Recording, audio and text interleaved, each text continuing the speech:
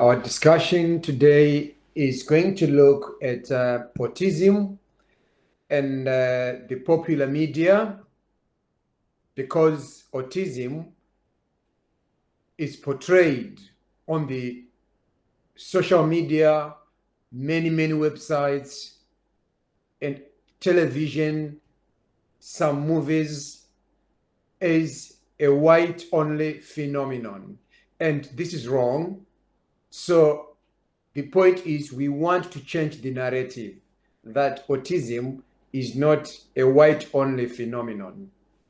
This is the discussion of today. So popular media construct autism as a white-only phenomenon. Yet autism affects a wide range of people, spanning across gender, age, class, socioeconomic status, nationality, religion, race, sexuality. And an article in 2019, which was done by Helka, suggests that he looked at a different number of movies, and this is one of the research I'll look on just to give as an example, but this is happening worldwide and in many popular medias. Helka shows us that many movies only portray white people. There are no black people on those movies who are autistic. He gave an example of Sheldon Cooper in the Big Bang Theory. And you can see the list is endless as well, with other celebrities, other actors, as Hans Christian Andersen, Lewis Carroll, and many others, as you can see here. Historical figures spanning as back as Charles Darwin, Emily Dickinson.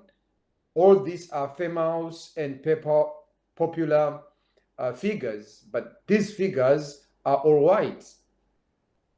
And these are mostly high flyers in the autism world, which portrays that autism mainly is for white people, portraying that autism mainly is for the high flyers. Yet we forget that we have autistic people who are not on the other end to be called as high flyers. But what we portray, what is portrayed on media, is that autism is mainly white, mostly men, and also mostly successful people are shown in different disciplines. And again, we've got some other groups on social platforms with websites, and they've got these words which they say shiny autistic. And this term is referring to high functioning, famous authors, researchers, scientists, or other scientists sharing their lived experiences. And they're being portrayed here as being shiny. And in this research, examples are of Daniel Tammetz, John Robinson, John Prince Hughes, all of whom are white, high-profile authors of popular books, or some people sharing their experiences as autistics. So this portrays mostly white male autistics, and it's a mistake. It wrongly gives the impression that all autistics are similar or the same. Similar in the sense that they are high functioning, they are famous, they write books, they are great researchers, they are great scientists, and that's wrong again. And other popular media, which are also of a concern, is the rise of supremacism. And to me, this raises the spectra of racism. What I mean is, in some popular media, autism is seen as a marked improvement over ordinary neurology, meaning non-autistic people. One website saying that autism is the next and better phase of human evolution. Another site saying an autistic is a superior being, though deficient in chaotic morasses such as small talk, but more than makes it up with a sharp, penetrating mind, giving them a near savant level of proficiency. And here again, we are looking at a specific group of autistic people. It's not comprehensive. There is no diversity on this issue. It's only a small group of people selected to represent the autistic community. So what is concerning in my case is when I hear utterances of one race being superior to the other.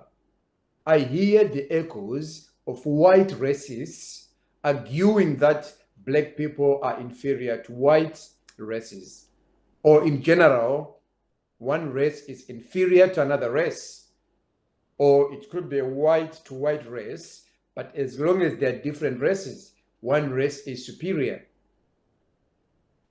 This is a concern to me. Some advocacy groups are fronted by photogenic white-only celebrities portraying autism as a white-only phenomenon.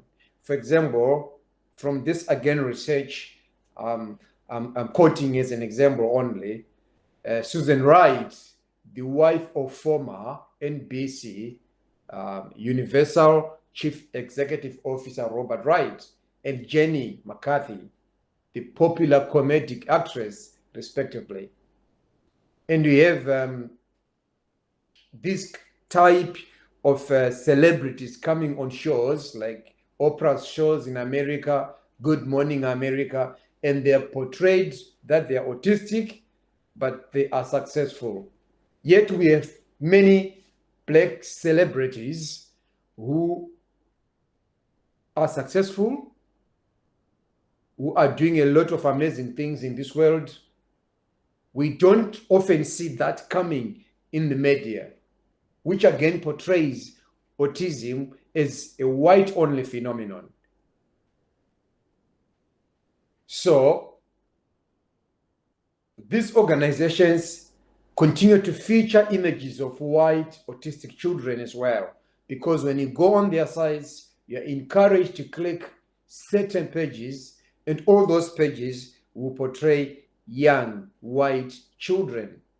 Again, portraying as if there are no black young children who are autistic. And then just doing a Google search, the word autism on the Google images search will bring 99% white images, as you can see here. And it doesn't again reflect that autism spans in all cultures, all nationalities or races. It's mainly a white phenomenon. And if we go in education, it does not only stop on actors, on televisions.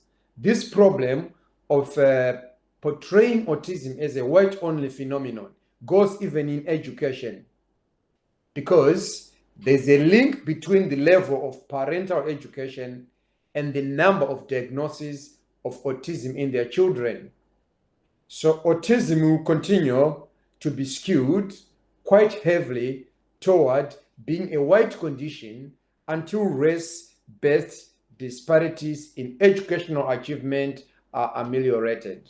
That is, until society stop reproducing the same class of people. What I mean is, if you are born in a high class, high-level society, you are reproduced, you are likely to go to a better school, you are likely to go to a better prestigious university because of the influence of your social or cultural capital, which means we continue to reproduce this cycle. The rich continue to be rich in that cycle, and the poor continue to be poor, which means the rich continue to get better education, and the poor don't get this good education. So as a result, the parents who are educated mostly are white. That's how the system is. And then they are more knowledgeable on autism, which means their children, if they are born autistic, are likely to get diagnosed early than black children because their parents are more educated. This is the link of social capital, cultural capital, reproduction in society. And it has to be broken down in that aspect. So black families are generally poorer than white families on poverty as well. So children who are not taken on a regular visits to see autistic experts, doctors, GPs, pediatricians, and so forth, are less likely to have their autism diagnosed when it first appears.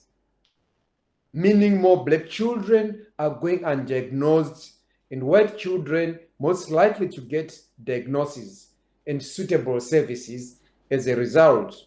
Then we tend to see more white autistic children on statistics. Even when you look at the number of autistic children on databases, then it appears as if we've got more white children, which is not the reality, because most black children can easily go undiagnosed due to these issues we are talking about, like lack of good knowledge on the parent side or understanding of autism. So some research, which I just put here, that black children with autism spectrum disorders are often misdiagnosed as having attention deficit hyperactivity disorder, obsessive compulsive disorder, and oppositional defiant disorder. And can you see, all of these will say black children do not behave in school. Black children, they have got a deficit on attention in school, and it impacts on their education, which means they're going to get more excluded, they're going to miss a lot of good learning, and they're going to fail their exams. And when they get into adulthood, they are going to be parents without qualifications at all, without good education. And then their children are also going to suffer, even if they're autistic, because the parents have been denied the right education. So it means less and less of black people are going to get diagnosed as autistic. It's like a cycle. Black children were 2.6 times less likely to receive an autism diagnosis on their first specialty care visit. Black children required 3 times the number of visits over a period 3 times as long as white children before receiving an autistic disorder diagnosis. It usually takes 3 or 4 doctors' visits for white family to get an accurate diagnosis for their autistic child. For black families, it takes more than 8. And again, I've discussed this on my articles on ResearchGate, on my YouTube channel, when I say that there's racialization in autism, even in secondary schools, in higher education, in universities. There is a racialization, and it's biased against black people. And I've also discussed that autism diagnosis is biased against Black people. And these are the facts again here. So the way forward is that the Black communities should ignore the whiteness of autism from popular media. It's misleading. We need to change the narrative that autism is of a few high flyers, successful scientists, successful actors, intelligent people only. And this is what is pushed as an agenda to us on popular media. We have to ignore that. And at the same time, Black people, you need to ignore the cultural stigma attached to autism, meaning that you have to come forward. Join autism media platforms to share ideas and experiences. Don't fear what the community will think of your child who is autistic. Because autistic on its own does not mean your child is disabled to acquire good education. No. Engage and task schools and local agencies to make sure your child is getting the suitable education, the suitable intervention, which is suitable for them.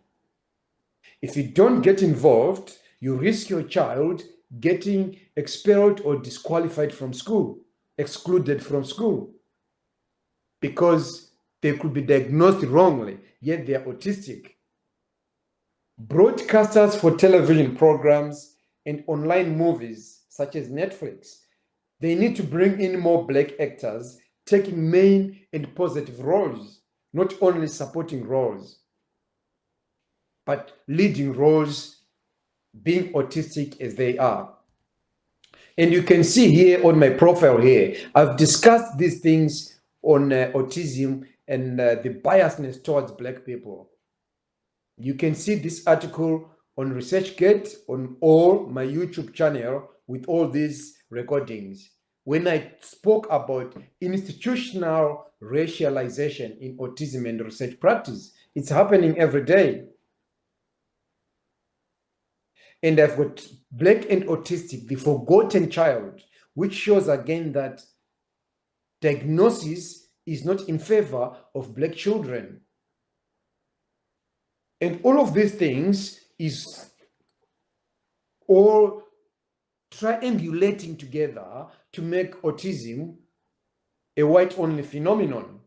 And we need to change this narrative. This is our discussion today.